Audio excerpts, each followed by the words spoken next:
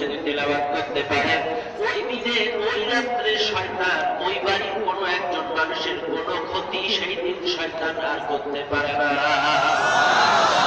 সূরা বাকারার প্রথম 4 আয়াত, আয়াতুল কুরসি, আয়াতুল কুরসির পরের 2 আয়াত এবং সূরা বাকারার শেষ 3 আয়াত একত্রিত করে মোট 10টি আয়াত যদি কোনো মানুষ তেলাওয়াত করে, ওই বাড়ির কোনো একটি সদস্যের কোনো একটি মানুষের ওই দিনের মধ্যে শয়তান কোনো ক্ষতি করতে পারে না।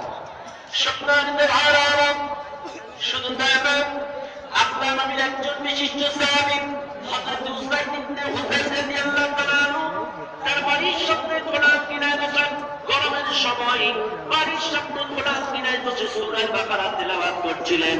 রাত্রে বেলায় যখন সূরা বাকারা তিনি তেলাওয়াত করতেছিলেন, তার পাশে তার ছোট্ট দুধের বাচ্চাটা ঘুমাচ্ছিল। তার পাশে উসাইদ ইবনে হুযাইরের পাশে তার ছোট বাচ্চাটা ঘুমাচ্ছিল।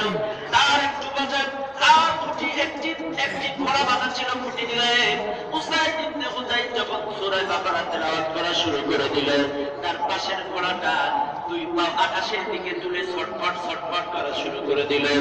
সম্মানিত ভাইরা আমার, ঘোড়াটা যখন লাফ দেওয়া শুরু করে দিল, হযরত উসাইদ ইবনে হুযাইর তেলাওয়াত করা বন্ধ করে দিলেন।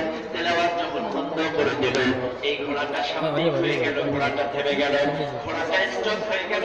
হযরত উসাইদ ইবনে হুযাইর দ্বিতীয়বার আবার তেলাওয়াত করা শুরু করে দিল। আবার যখন তেলাওয়াত করা